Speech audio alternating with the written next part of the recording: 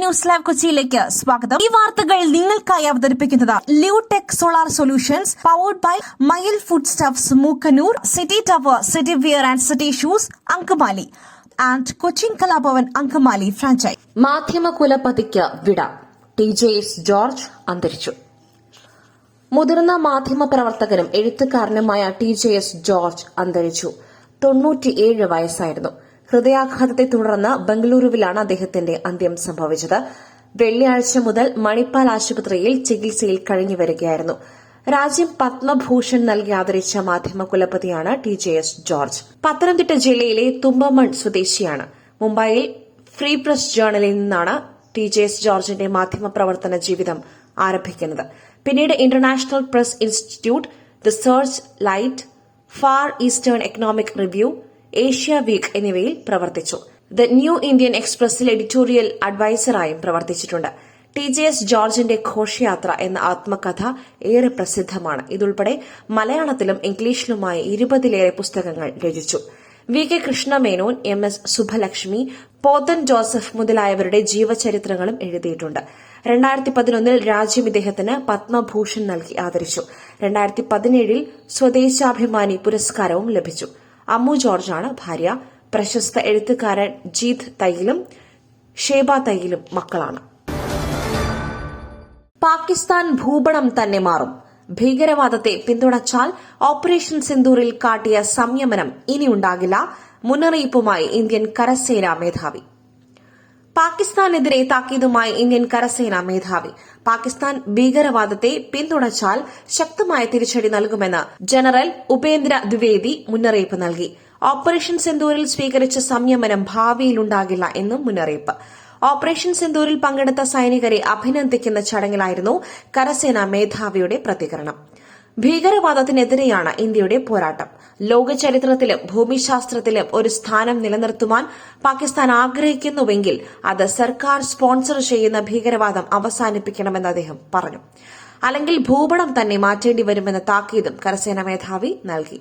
ഭീകരതയെ സഹായിക്കുന്ന പാക് നിലപാട് ഇന്ത്യയുടെ ദേശീയ സുരക്ഷയെ ബാധിക്കുന്നുവെന്ന് അദ്ദേഹം വ്യക്തമാക്കി. കൂടാതെ ഇന്ത്യൻ സൈനികർക്ക് പൂർണ്ണ പിന്തുണയുണ്ടെന്ന് ഉറപ്പു നൽകി.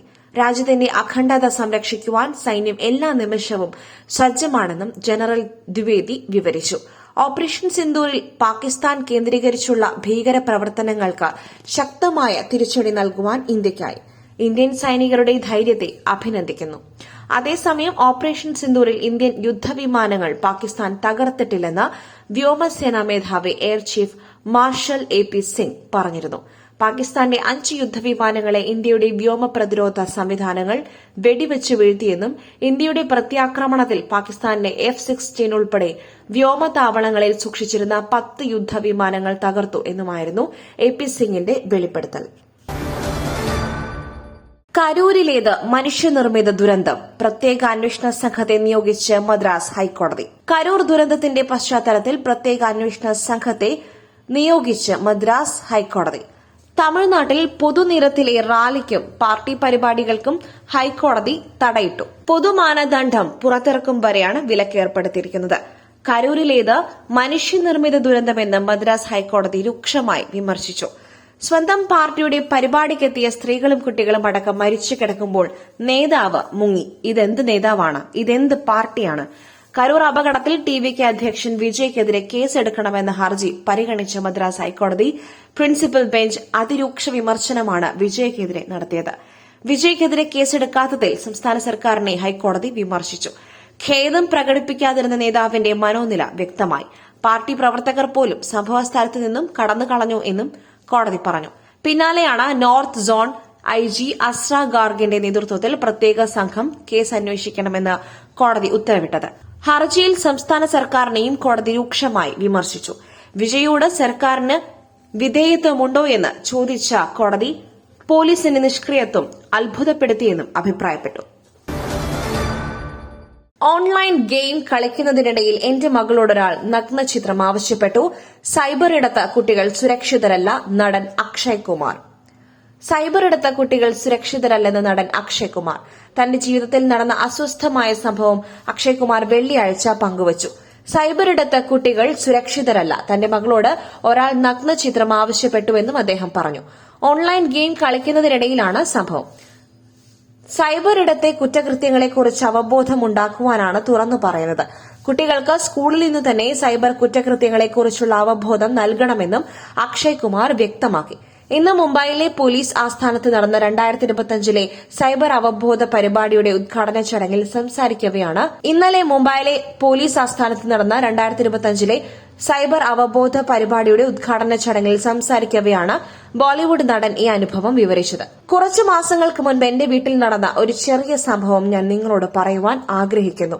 എന്റെ മകൾ ഒരു വീഡിയോ ഗെയിം കളിക്കുകയായിരുന്നു. നിങ്ങൾക്ക് ആരുടെയെങ്കിലും ഒപ്പം കളിക്കുവാൻ കഴിയുന്ന ചില വീഡിയോ ഗെയിമുകളുണ്ട്. നിങ്ങൾ ഒരു അജ്ഞാത അപരിചിതനോടൊപ്പം കളിക്കുകയാണ്. ഗെയിം കളിക്കുന്നതിനിടയിൽ ചിലപ്പോൾ അവിടെ നിന്നും ഒരു സന്ദേശം വരും, നീയാണോ അതോ പെണ്ണോ? അപ്പോൾ അവൾ സ്ത്രീ എന്ന് മറുപടി നൽകി. എന്നിട്ട് അവൻ ഒരു സന്ദേശം അയച്ചു, നിന്റെ നഗ്നചിത്രങ്ങൾ എനിക്ക് അയച്ചു തരാമോ? അത് എന്റെ മകളായിരുന്നു. അവളെല്ലാം ഓഫ് ചെയ്തു. എന്റെ ഭാര്യയോട് കാര്യങ്ങൾ പറഞ്ഞു. ഇങ്ങനെയാണ് കാര്യങ്ങൾ ആരംഭിക്കുന്നത്. ഇതും സൈബർ കുറ്റകൃത്യത്തിന്റെ ഭാഗമാണ്. നമ്മുടെ മഹാരാഷ്ട്ര സംസ്ഥാനത്ത് 7, 8, 9, 10 ക്ലാസുകളിൽ എല്ലാ ആഴ്ചയും സൈബർ പീരീഡ് എന്നൊരു സെഷൻ വേണമെന്ന് ഞാൻ മുഖ്യമന്ത്രിയോട് അഭ്യർത്ഥിക്കുന്നു. അവിടെ കുട്ടികൾക്ക് ഇതിനെക്കുറിച്ച് വിശദീകരിക്കണം. ഈ കുറ്റകൃത്യം തെരുവ് കുറ്റകൃത്യങ്ങളെക്കാൾ വലുതായിക്കൊണ്ടിരിക്കുകയാണ് എന്ന് നിങ്ങൾക്കെല്ലാവർക്കും അറിയാം. ഈ കുറ്റകൃത്യം അവസാനിപ്പിക്കേണ്ടത് വളരെ പ്രധാനമാണെന്നും അക്ഷയ് വെളിപ്പെടുത്തി. ദൈവത്തിന്റെ പണം മോഷ്ടിക്കുവാൻ മടിയില്ലാത്ത ആളുകൾ ദേവസ്വം ബോർഡിലേക്ക് വരുന്നു.